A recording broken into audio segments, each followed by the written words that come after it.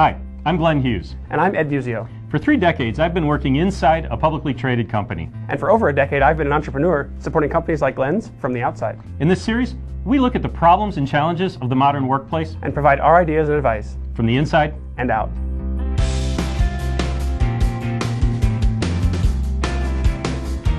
Officially, I'm an HR consultant, and I often have people asking me about roles and jobs in HR and asking me what it takes to be in HR and if they're crazy for wanting to be in HR. So, Glenn, I want to have a career in HR. Am I crazy?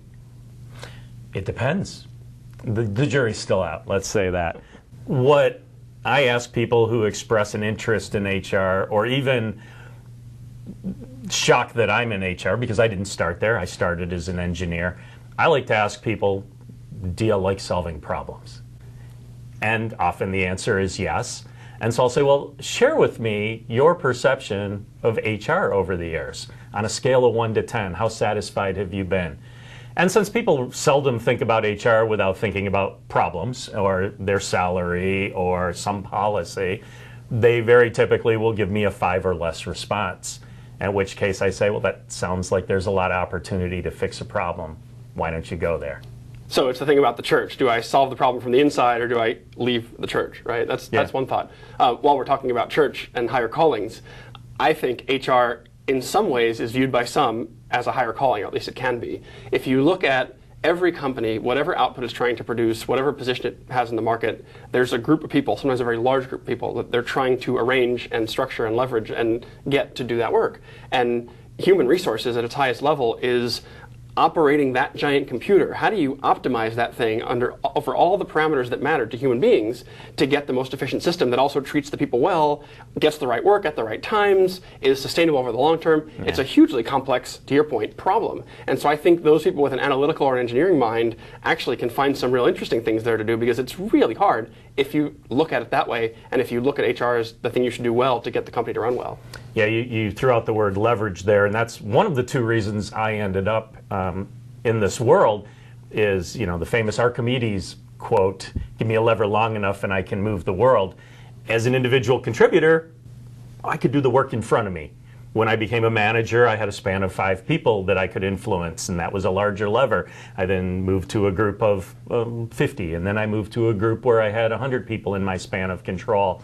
But when I looked at HR, I thought, well, I can influence and leverage all 5,000 employees in this company if I do it right. So that was really attractive to me. And that's great, and I think, in my limited way of thinking, that's the right way to look at it. But I will say this, there also seems to be a large population of people in HR, even in senior levels, that I would say view it too tactically. Meaning, for example, compensation and benefits is an important tactic within that optimizing the computer problem. But HR's whole role isn't to set salaries. HR's whole role isn't to get people not to say the wrong words in social media. And you can see why an entry-level employee might think that, but when I meet mid and senior-level executives in HR who think somewhat in those terms, or mostly in those terms, I worry a little bit. No, I'm with you on that. I view one of my roles is to undo the bureaucracy that's built over 50 years in sort of the American management system, that there has to be process, there has to be controls, but process and controls doesn't de facto equal bureaucracy. Right. And so that's a huge opportunity, I think, for people who are truly of an engineer mindset, where they want to optimize the system, to throw back the quote you used. So are you enjoying optimizing the system?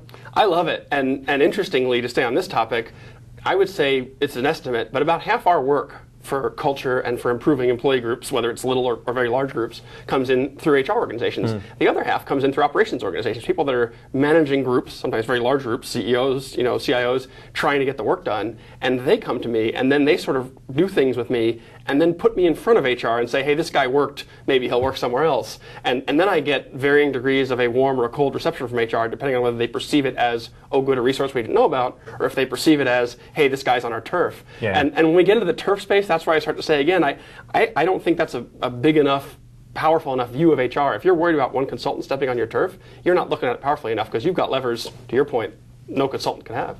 Yeah, and that sort of brings up the second reason why I moved into this world, is I was one of those people in the business who unknowingly was doing HR work.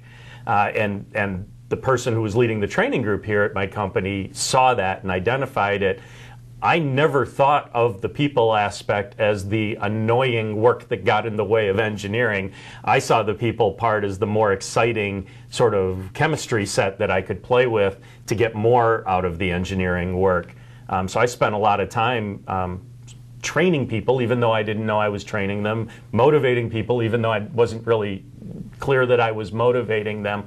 I was just sort of naturally drawn to that work. And so when people say, oh my God, what a jump it must have been from engineering to HR, the fact is, for me and people like me, we were already doing it, and it was a weird mental jump, but actually once we stepped in, we just kept doing what we were doing. HR is essentially engineering. I had a similar experience actually when I was in the big company, which was toward the end. I actually ran a program that helped develop engineers. I managed a group of engineers. We rotated them around the company, and I officially reported into HR. And it was the same thing that technical people would say, was it weird to work for HR? And I went, I'm just managing people just like you. It's no different at all. I think managers all do HR work. Yeah. Some do it better than others. Some do more of it than others. Some pay more attention to it than others. But I think if you think that they're not doing that, and you draw the line there, that contributes to that sort of bureaucracy view of HR versus the higher view of what it can really be. So we enjoy being in HR. Are we crazy?